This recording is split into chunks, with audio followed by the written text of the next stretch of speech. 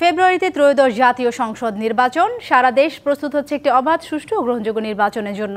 কি ভাবছেন সাধারণ মানুষ থেকে শুরু করে আগামীর জনপ্রতিনিধিরা, সে কথা জানাতে ডিবিসি নিউজের ইলেকশন এক্সপ্রেস ছুটে যাচ্ছে সব সংসদীয় আসনে। এখন রয়েছে সংসদীয় আসন ১১৯ বরিশাল ১-এ। স্বাগত সিএসআরএম ডিবিসি ইলেকশন এক্সপ্রেসে। আমরা রয়েছি বরিশাল ১ আসনে। এই আসনটি আগৈলঝাড়া এবং গৌরনদী উপজেলা নিয়ে গঠিত। এই আসনে ইসলামী আন্দোলন বাংলাদেশের পক্ষ থেকে প্রার্থী চূড়ান্ত করা হয়েছে আগৈলঝাড়া উপজেলা ইসলামী আন্দোলনের সভাপতি মোহাম্মদ রাসেল সর্দার মেহেদিকে। তিনি আজকে আমাদের মাঝে অতিথি হিসেবে রয়েছেন। স্বাগত আপনাকে। আমরা দেখেছি যে আসন্ন ভোটকে কেন্দ্র করে আপনারা ভোটারদের দ্বারে দ্বারে যাচ্ছেন। তারা কি প্রত্যাশা করছেন এবং কি বলছেন তারা? ধন্যবাদ। ডিবিসি ইলেকশন টিমে যারা রয়েছেন, তারা যেই প্রত্যন্ত অঞ্চলে এসেছেন, এজন্য আপনাদেরকে আন্তরিক মোবারকবাদ জানাই। আমি 18 সালেও নির্বাচন করেছি, জাতীয় নির্বাচন। সেখানে আপনারা জানেন বিগত ফ্যাসিস্ট সরকার মানুষকে ভোট দিতে সুযোগ দেয় নাই। তারপরেও আমি সেখানে দ্বিতীয় স্থান অধিকার করেছিলাম। কিন্তু সেই 18 থেকে এখন বর্তমানে আকাশ পাতাল পার্থক্য। আমি ভোটারদের দ্বারে দ্বারে যাচ্ছি, তাদের হাসি মাখা মুখ, এবং তারা একটা কথাই বলে যে হুজুর, আপনারা এক হয়ে আসেন, ইসলামিক দলগুলো এক হয়ে আসেন, এবার আমরা সবাই আপনাদেরকে ভোট দেব ইনশাআল্লাহ। তো আপনারা কি একত্রিত হতে পারবেন? মানে আসন সমঝোতার যে বিষয়টি উঠে আসছে, সেটি কবে নাগাদ বাস্তবায়ন হতে পারে আপনাদের মধ্যে? আমি বিশ্বাস করি পীর সাহেব চরমোনাই তিনি বলেছেন এবার ইসলামের পক্ষে বাক্স হবে একটা, এবং আপনারা সাংবাদিক হিসেবে দেখেছেন ইতিমধ্যেই অলরেডি 8টি দল একটা সমঝোতার মধ্যে আসছে। আমরা খুব শীঘ্রই একটা নিউজ পাবো কোন আসনে কোন প্রার্থী থাকবে। সেই হিসেবে ইসলামিক যে যতগুলো দল আছে তার মধ্যে প্রত্যেকটা আসনে একজন ক্যান্ডিডেট থাকবে। বাকি অন্য ক্যান্ডিডেট যারা আছে তারা সবাই ওই ক্যান্ডিডেটের হয়ে কাজ করবে আশা করি।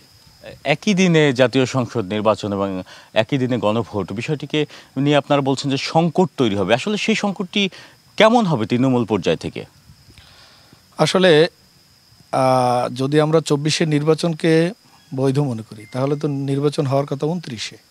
26-এ ফেব্রুয়ারিতে কেন নির্বাচন হবে? সেটার আইনি ভিত্তি কী? সেই আইনি ভিত্তি মজবুত হওয়ার জন্যই আমরা কিন্তু গণভোট দাবি করেছি নির্বাচনের আগে। সেটা যদি নির্বাচনের দিনে গণভোট হয়, আমি মনে করি যে এটা একটা তামাশা। কোন আইনি ভিত্তিতে আমরা নির্বাচন করছি? সেই নির্বাচনটাই তো অবৈধ। যদি নির্বাচন বৈধ করতে হয় তাহলে অবশ্যই নির্বাচনের আগেই এই গণভোট হতে হবে বলে আমরা মনে করি। আপনার উপজেলায় কি কি সংকট রয়েছে বলে মনে করেন, এবং এই আসন জুড়ে কি কি বলছেন মানুষ, কি কি প্রত্যাশা করছেন, এবং আপনারা কি ধরনের প্রতিশ্রুতি দিচ্ছেন? মানে একেবারে যেটি না হলেই নয় এই এলাকার উন্নয়নের স্বার্থে।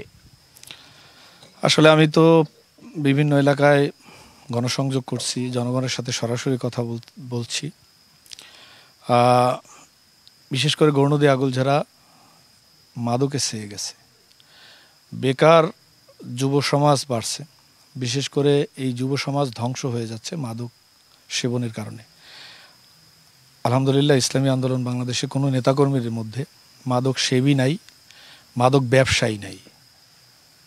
অতএব আমরা বিশ্বাস করি যদি ইসলামী আন্দোলন বাংলাদেশ ক্ষমতায় আসে তাহলে 100% মাদক নির্মূল হবে।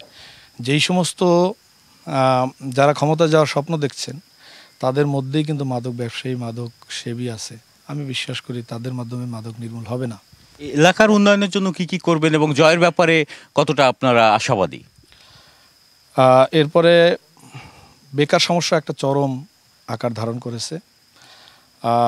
আমি বিশ্বাস করি যে বেকারত্ব শুধু চাকরির মাধ্যমে দূরীভূত হবে না, উদ্যোক্তা হতে হবে।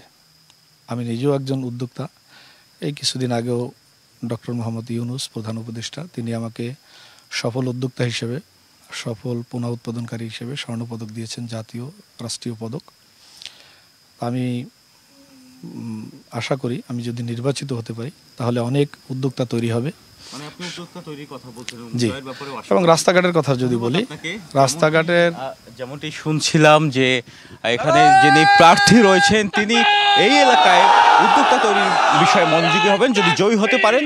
এর পরবর্তীতে আমরা অন্য কোনো আসনে অন্য কোনো রাজনৈতিক প্রার্থীর সাথে যুক্ত হব এবং জানবো তাদের নির্বাচনী ভাবনা সম্পর্কে। সে পর্যন্ত থাকুন CSRM ডিবিসি ইলেকশন এক্সপ্রেসের সাথে।